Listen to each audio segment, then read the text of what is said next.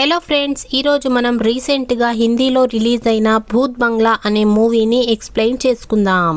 స్టోరీలోకి వెళ్లే ముందు మీలో ఎవరైనా ఫస్ట్ టైం మన ఛానల్ని చూస్తున్నట్లయితే ప్లీజ్ లైక్ చేసి ఛానల్ని సబ్స్క్రైబ్ చేసుకోండి. మూవీ స్టార్టింగ్లో నలుగురు అబ్బాయిలు కలిసి ఒక ఊరిలో తిరగడానికి వస్తారు. కానీ ఆ ఊరిలో ఎక్కువ వర్షం పడడంతో వీళ్ళ ట్రైన్ మిస్ అయిపోతుంది. అప్పుడే వీళ్ళకి అక్కడే కూర్చొని ఉన్న ఒక వ్యక్తి కనిపిస్తాడు. దాంతో ఈ నలుగురు అతని దగ్గరికి వెళ్ళిపోతారు. యాక్చువల్లీ ఆ ఊరి గురించి చాలా మాట్లాడుకునే వాళ్ళు, ఇక్కడ పెళ్లి కూతుర్లు మాయమైపోతున్నారని చెప్పుకునేవాళ్ళు. ఇదే విషయాన్ని అబ్బాయిలు అక్కడున్న వ్యక్తితో ఇదంతా నిజమేనా అని అడిగితే ఆ వ్యక్తి ఒక స్టోరీ చెప్పడం స్టార్ట్ చేస్తాడు. ఒక ఫ్యామిలీ వాళ్ళు పెళ్లి కొడుకు పెళ్లి కూతురుతో కలిసి ఎయిర్పోర్ట్ కి వెళ్తూ ఉంటారు. కానీ దారిలో ఒక చెట్టు పడిపోవడంతో వీళ్ళు మంగళూరు అనే ఊరి నుంచి వెళ్లాలని అనుకుంటారు. కానీ అక్కడున్న ఒక వ్యక్తి పెళ్లి కూతుర్లని ఈ ఊరిలో నుంచి తీసుకుని వెళ్ళకూడదు అని చెప్తాడు. కానీ వాళ్ళు అతని మాటలు పట్టించుకోకుండా ఆ ఊరి నుంచి వెళ్లాలని ఫిక్స్ అవుతారు. అప్పుడే ఒక భయంకరమైన గబ్బిలం లాంటి మనిషి అక్కడున్న వాళ్ళపై అటాక్ చేసి పెళ్లి కూతుర్ని తీసుకుని వెళ్లిపోతాడు. ఆ తర్వాత ఆ పెళ్లి కూతుర్ని ఏం చేశారో మనకి చూపించరు. ఇక్కడ సీన్ కట్ అయ్యి లండన్ లో ఉంటున్న అర్జున్ ని చూపిస్తారు.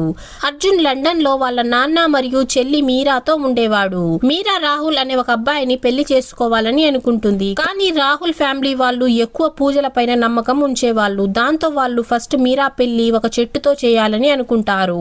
దాంతో మీరా ఫ్యామిలీ వాళ్ళు పెళ్లి చేయడానికి మంచి ప్లేస్ ని వెతకాలని అనుకుంటారు. యాక్చువల్లీ వీళ్ళు చాలా ప్లేసుల్ని చూపిస్తే రాహుల్ ఫ్యామిలీ వాళ్ళకి ఆ ప్లేస్ నచ్చి ఉండదు.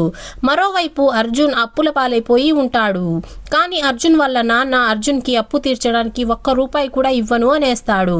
అర్జున్ వాళ్ళ నాన్న పేరు వాసుదేవ్ అయ్యి ఉంటుంది. వాసుదేవ్ ఇప్పుడు తిరగడానికి సిడ్నీ వెళ్ళాలని అనుకుంటాడు. ఆ తర్వాత నాన్న వెళుతూ మీరాతో నువ్వు ఎక్కడ పెళ్లి చేసుకుంటున్నావో అడ్రస్ చెప్తే నేను అక్కడికి వచ్చేస్తాను అని అంటాడు. ఆ తర్వాత నాన్న మీరాతో నువ్వు అర్జున్ గురించి ఎక్కువగా ఆలోచించకు, నీ పెళ్ళైన వెంటనే మీ అన్న చేసిన అప్పులన్నీ నేను తీర్చేస్తాను, ఎంతైనా వాడు నా కొడుకే కదా అని అంటాడు. ఇదంతా చెప్పేసిన తర్వాత నాన్న అక్కడి నుంచి టూర్ కి వెళ్ళిపోతాడు. మీరా నాన్న చెప్పిన విషయాలన్నిటినీ అర్జున్ కి చెప్పేస్తుంది. ఇది విన్న అర్జున్ ఎంతో ఆనందిస్తాడు. ఆ తర్వాత వీళ్ళకి ఒక లాయర్ ఫోన్ చేస్తాడు. అతను మీరా పేరుపై ఉన్న ఒక ప్రాపర్టీ గురించి మాట్లాడుతూ ఉంటాడు. ఆ లాయర్ వీళ్ళతో మంగళూరులో మీరా పేరు మీద ఉన్న ఒక పెద్ద ప్రాపర్టీ గురించి చెప్తాడు. ఇది విన్న అర్జున్ షాక్ అయిపోతాడు. మీరా పేరు మీద అంత పెద్ద ప్రాపర్టీ ఉందా అని చెప్పి షాక్ అయ్యి మీరా పెళ్లి కూడా అక్కడే చెయ్యాలి అని చెప్పి ఫిక్స్ అవుతాడు. ఇదంతా విన్న మీరా కూడా షాక్ అయిపోతుంది. అసలు ఆ ఊరి గురించి అసలు తనకి తెలియదే. ఆ ఊర్లో అంత పెద్ద ప్రాపర్టీ తనకెలా ఉంది అని చెప్పి ఆమెకి అర్థం కాదు. దాంతో లాయర్, మీ అమ్మ యశోద ఉన్నారు కదా, వాళ్ళ నాన్న దుష్యంత్, వీళ్ళిద్దరూ మంగళూరులో ఉండేవాళ్ళు. వాళ్ళు చనిపోయాక ఆ ప్రాపర్టీ యశోద పిల్లలకే చెందుతుంది. అంటే అర్జున్ మరియు మీరాకి చెందుతుందన్నమాట. దాంతో అర్జున్ మీరా పెళ్లి అక్కడే చెయ్యాలని అనుకుంటాడు. దానికి మీరా ఒప్పుకోదు. అయినా వాళ్ళ అన్న చెప్పడంతో ఆమె కూడా ఒప్పేసుకుంటుంది. అర్జున్ వాళ్ళ నాన్నకి ఎన్నిసార్లు ఫోన్ చేసినా కూడా వాళ్ళ నాన్న ఫోన్ ఎత్తడు. దాంతో అర్జున్ వెంటనే ఇండియాకి బయలుదేరుతాడు. ఎందుకంటే తను తన బంగ్లాని చూడాలని అనుకుంటాడు. అతను అక్కడికి వచ్చి చూస్తే ఆ బంగ్లా పాడుబడిపోయి ఉంటుంది. బయట నుంచి చూడడానికి చాలా పాతగా ఉంటుంది. కానీ లోపలికి వెళ్లి చూస్తే చాలా క్లీన్ గా ఉంటుంది. దాంతో అర్జున్ బంగ్లాని రెడీ చేసి మీరా పెళ్లి ఇక్కడే చేయాలి అనుకుంటాడు. ఆ తర్వాత అక్కడే ఉంటున్న గుమస్తా అర్జున్ తో ఆ బంగ్లాని క్లీన్ చేయడానికి ఎవరినైనా మనుషుల్ని పిలుచుకొని రమ్మని చెప్తాడు. ఆ తర్వాత ఇతను అర్జున్ తో మీరు బంగ్లాలో ఉండకపోతేనే మంచిది, తాతయ్య కూడా ఇక్కడ ఉండేవాళ్ళు కాదు, ఆయన ప్రతిరోజు బంగ్లాకి వచ్చి ఒక మూతబడిన రూమ్ బయట కూర్చొని ఏవో పూజలు చేసేవాళ్ళు, పూజలు చేసేశాక అక్కడి నుంచి వెళ్లిపోయేవాళ్ళు అని అంటాడు. అలాగే ఇంకో ఇంటిని తనని బాగా చూసుకున్న వ్యక్తికి మీ తాతయ్య రాసిచ్చేశారు అని కూడా చెప్తాడు. కానీ అర్జున్ ఆ గుమస్తా మాటలు పట్టించుకోకుండా బంగ్లాని రెడీ చేపించి మీరాకి ఇక్కడే పెళ్లి చేయాలి, అలా చేస్తే ఎలాంటి ప్రాబ్లం ఉండదు అని అనుకుంటాడు. దాంతో అర్జున్ జగ్గు అనే ఒక వెడ్డింగ్ ప్లానర్ ని హైర్ చేసుకుంటాడు. ఇదంతా చూసిన గుమస్తాకి అర్జున్ ఇక్కడే తన చెల్లి పెళ్లి చేయాలని అనుకుంటున్నాడు అని అర్థమవుతుంది. దాంతో గుమస్తా అర్జున్ దగ్గరికి వెళ్లి ఈ ఊరిలో పెళ్లిళ్లు చేయకూడదు, ఒకవేళ పెళ్లి జరిగిపోయినా కూడా ఆ వధుసూరు వచ్చి పెళ్లి కూతుర్లని తీసుకుని వెళ్లిపోయి చంపేస్తాడు అని అంటాడు. ఇదంతా విన్న అర్జున్ షాక్ అయ్యి గుమస్తాతో అసలు ఈ వధుసూర్ ఎవరు అని అడుగుతాడు. దాంతో ఈ గుమస్తా వధుసూర్ గురించి ఒక స్టోరీ చెప్పడం స్టార్ట్ చేస్తాడు. యాక్చువల్లీ ఒక అసుర కన్యకి ఒక దేవుడితో ప్రేమ అయిపోతుంది. దాంతో వీళ్ళిద్దరూ పెళ్లి చేసుకుంటారు. దానివల్ల అసురులు మరియు దేవుళ్ళు వాళ్ళని యాక్సెప్ట్ చేయరు. అయినా కూడా వీళ్ళిద్దరూ కలిసి బ్రతుకుతూ ఉంటారు. ఒక రోజు ఆ అసుర కన్య ఒక బిడ్డకి జన్మనిస్తుంది. ఇది తెలిసిన దేవుళ్ళు ఆమె పైన అటాక్ చేయడానికి వస్తే ఆమె చీకటి రాజు దగ్గరికి వెళ్లి తన బిడ్డని ఇచ్చేస్తుంది. ఆ తర్వాత ఆమె చనిపోతుంది. ఆ చీకటి రాజు ఆ బిడ్డని గబ్బిలాలతో కలిపేసి అదే చీకటిలో పెంచుతాడు. పిల్లవాడు పెద్దవాడై శివునికి తపస్సు చేయడంతో శివుడు ప్రత్యక్షమై ఒక వరాన్ని ఇస్తాడు.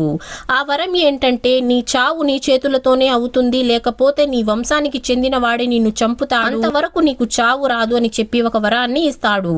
ఆ తరువాత ఈ అసురుడు దేవతల పైన అటాక్ చేయడం స్టార్ట్ చేస్తాడు. దాంతో దేవతలకి ఈ అసురుడిని మనం ఆపలేము అని అర్థమవుతుంది.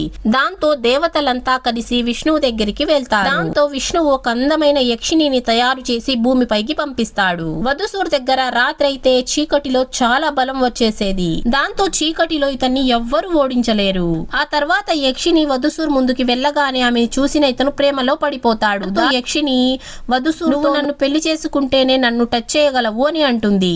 దాంతో వాళ్ళిద్దరు పెళ్లి చేసుకోవడానికి రెడీ అవుతారు. వధుసూర్ యక్షినికి పూలమాల వేస్తూ ఉన్నప్పుడు ఆమె అతని చేతులు పట్టుకొని అతని చేతుల దగ్గర ఉన్న కత్తిని తీసుకొని పొడి చేస్తుంది.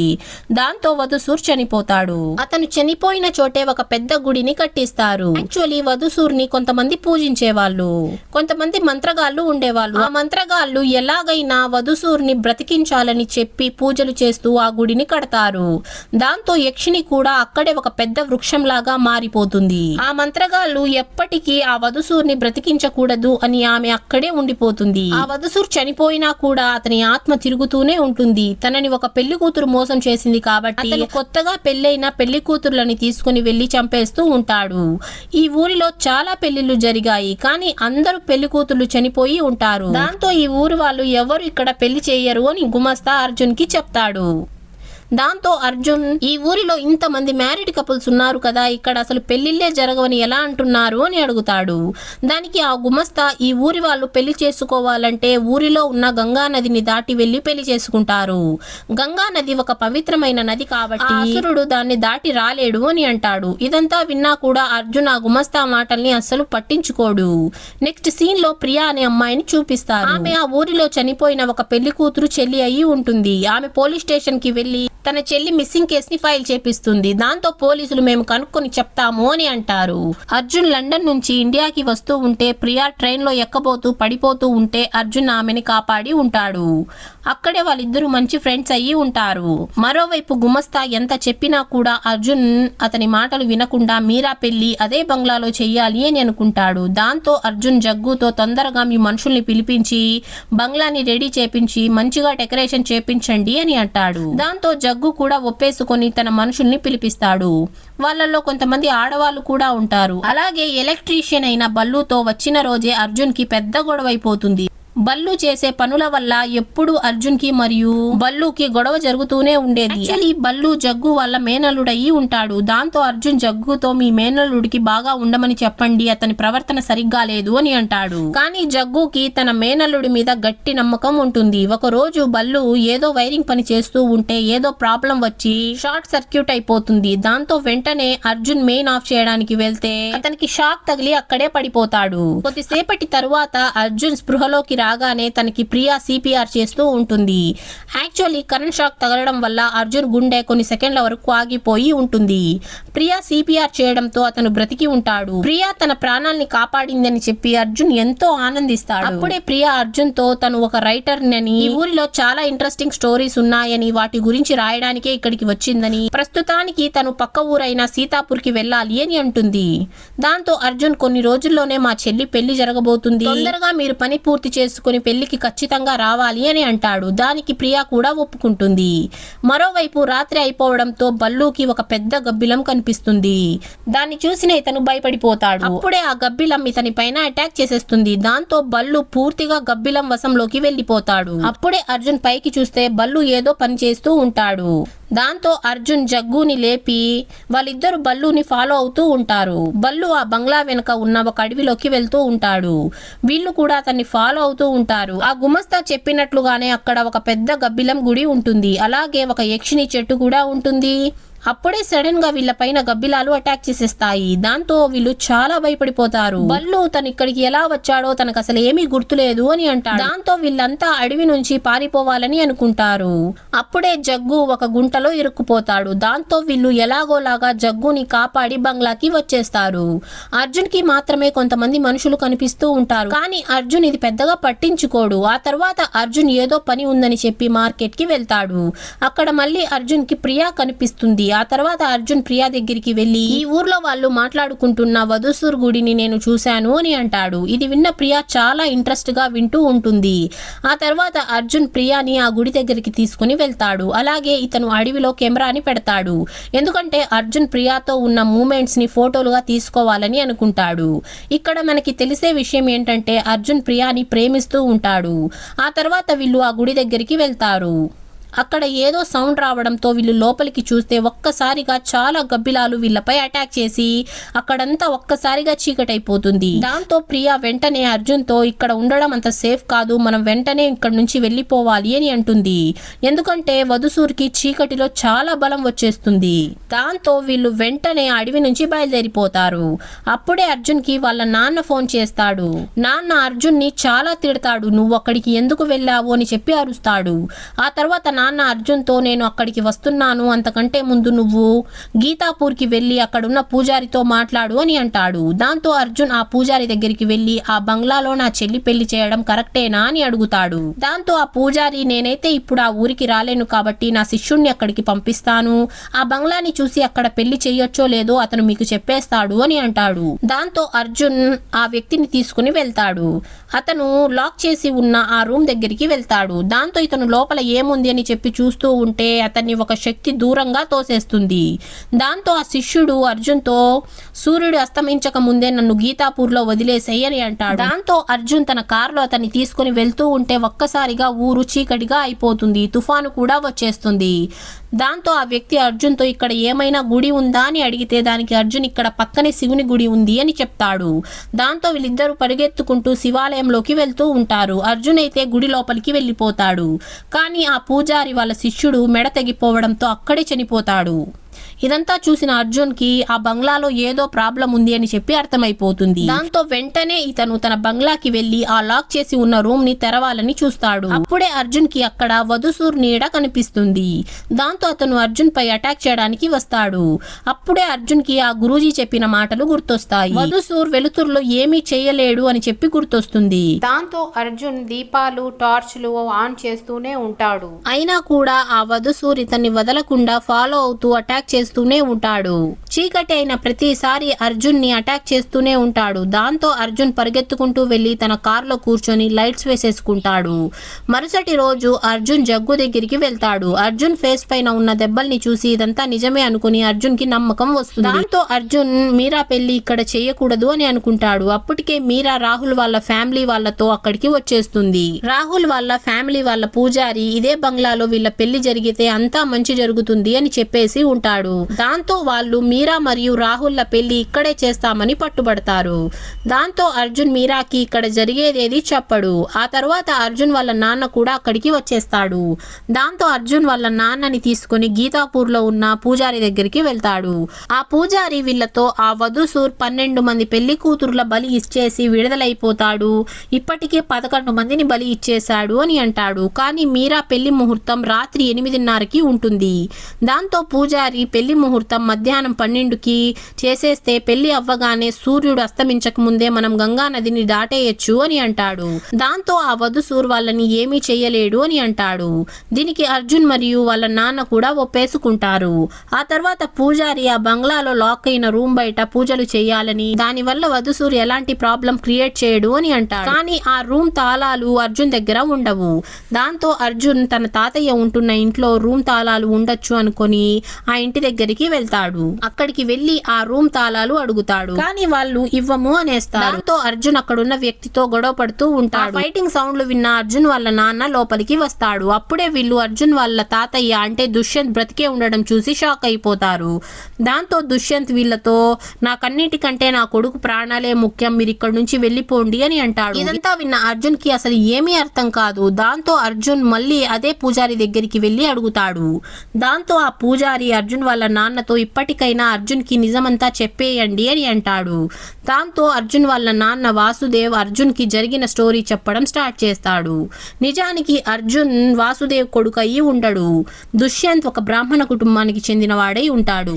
ఆ ఫ్యామిలీలో ఉన్న వాళ్ళందరూ వధుసూర్ మేలుకోకుండా చాలా పూజలు చేస్తూ ఉండేవాళ్ళు. వాసుదేవ్ మరియు మాధవ్ దుష్యంత్ దగ్గర పూజలు వేదాలు నేర్చుకుంటూ ఉండేవాళ్ళు. ఈ మాధవ్ దుష్యంత్ కొడుకే అయి ఉంటాడు. ఇద్దరు పూజలు వేదాలు గురించి నేర్చుకుంటూ ఉంటే అక్కడికి యశోద వస్తుంది. యశోద అక్కడ చిన్నపిల్లలకి నాట్యం నేర్పిస్తూ ఉండేది. వాసుదేవ్ యశోదని చూడగానే ప్రేమలో పడిపోతాడు. యశోద కూడా వాసుదేవుని ఇష్టపడుతూ ఉంటుంది. కానీ మాధవ్ కూడా యశోదానే ఇష్టపడుతూ ఉండేవాడు. ఒకరోజు మాధవ్ ఏదో శ్లోకాన్ని తప్పుగా చెప్పాడు. దుష్యంత్ అతని పైన చాలా కోప్పడతాడు. ఇది విన్న యశోద నవ్వుతుంది. అది చూసిన మాధవ్ కి యశోద పైన చాలా కోపం వస్తుంది. ఆ తర్వాత దుష్యంత్ తన శిష్యులైన వాసుదేవ్ మరియు మాధవ్ ని బంగ్లాలో లాక్ చేసిన రూమ్ దగ్గరికి తీసుకుని వెళ్తాడు.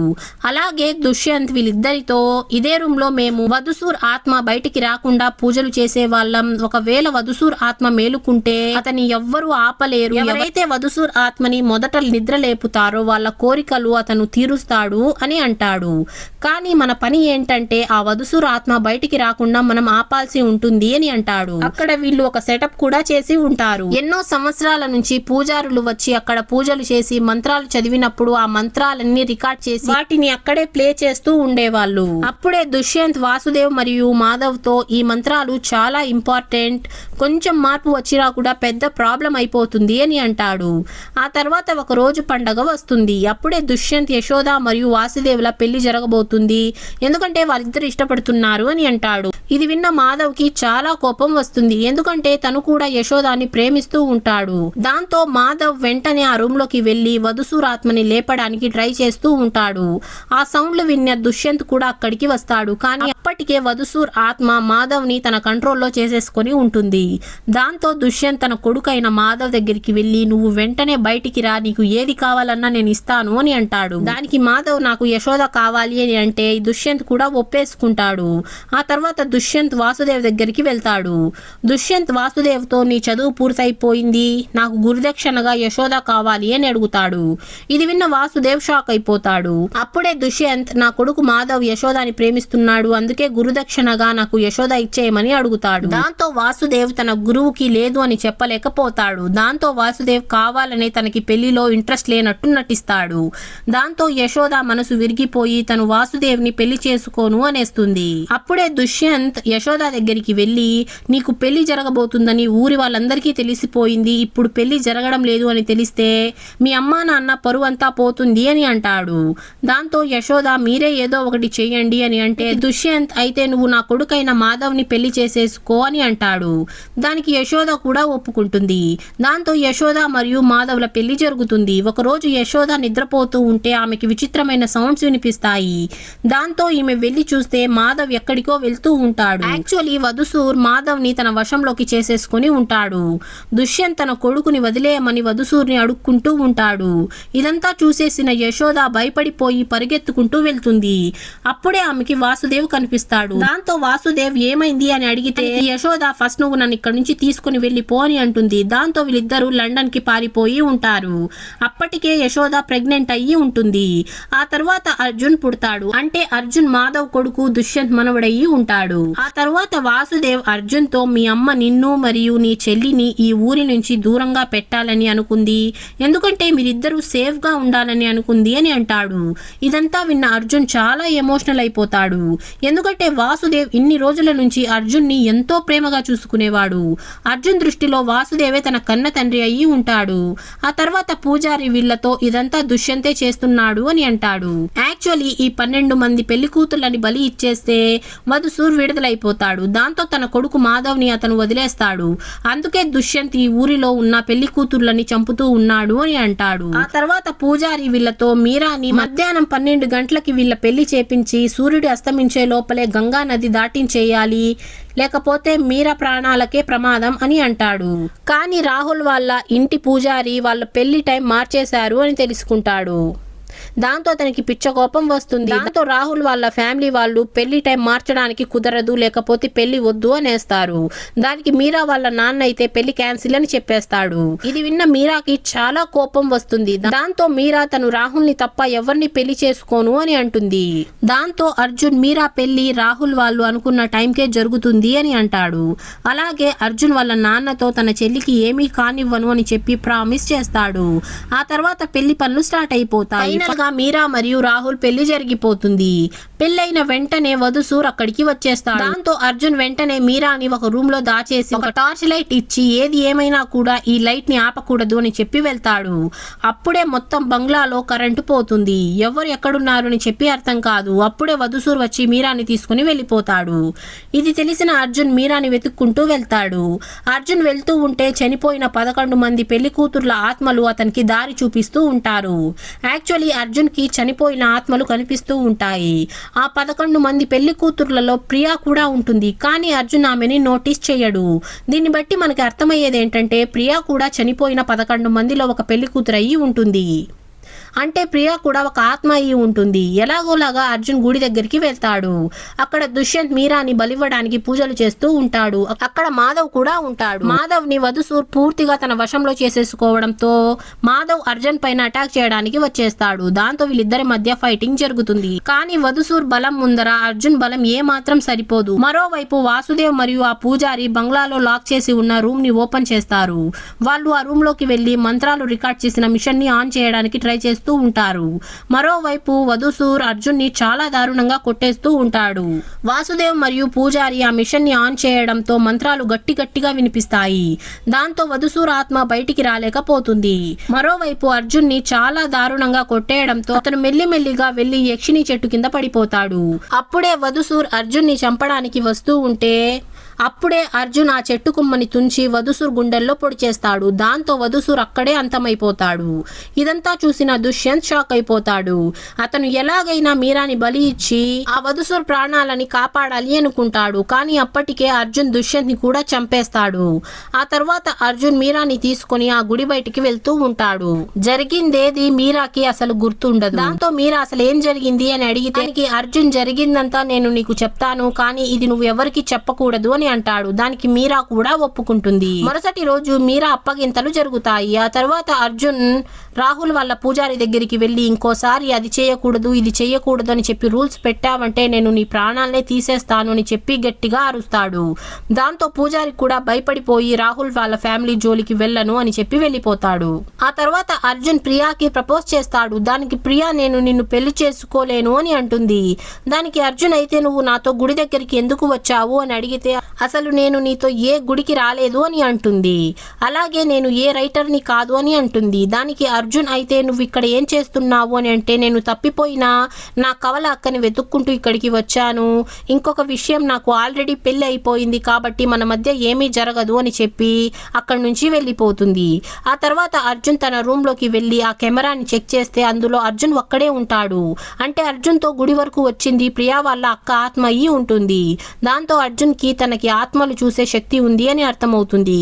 ఇక్కడ స్టోరీ ప్రెజెంట్ కి షిఫ్ట్ అవుతుంది. ఆ వ్యక్తి ఆ 4 అబ్బాయిలకి కథంతా చెప్తూ ఉంటాడు. తర్వాత అబ్బాయిలు అయితే వాళ్ళంతా తిరిగి లండన్ కి వెళ్ళిపోయారా అని అడిగితే దానికి ఆ వ్యక్తి అర్జున్ మాత్రం ఇక్కడే ఉన్నాడు, తన తండ్రి అయిన మాధవ్ ఆత్మకి శాంతి కలిగించాలని ఇక్కడే పూజలు చేపిస్తున్నాడు అని అంటాడు. ఆ తర్వాత ఈ అబ్బాయిలు వెళ్తూ వెళ్తూ ఆ వ్యక్తితో ఇదంతా నిజమైన కథేనా అని అడుగుతారు. దానికి ఆ వ్యక్తి మీరు నమ్మితే ఇది నిజం, నమ్మకపోతే అబద్ధం, ఇదంతా మీ నమ్మకం పైన ఆధారపడి ఉంటుంది అని అంటాడు. యాక్చువల్లీ వీళ్ళకి కథ చెప్తుంది ఎవరో కాదు అర్జునే అయ్యి ఉంటాడు. అర్జున్ ఇక్కడే ఉండిపోయి తన నాన్న ఆత్మకి ముక్తి దొరకాలని చెప్పి పూజలు చేస్తూ ఉండిపోతాడు. ఈ విధంగా ఈ మూవీ ఎండ్ అయిపోతుంది. ఈ మూవీ స్టోరీ నా ఎక్స్ప్లెనేషన్ నచ్చినట్లయితే వీడియోకి లైక్ చేసి ఛానల్ ని సబ్స్క్రైబ్ చేసుకోండి. నెక్స్ట్ ఇంకో మంచి మూవీ ఎక్స్ప్లెనేషన్ తో మీ ముందుంటాను. అంతవరకు టేక్ కేర్, బాయ్.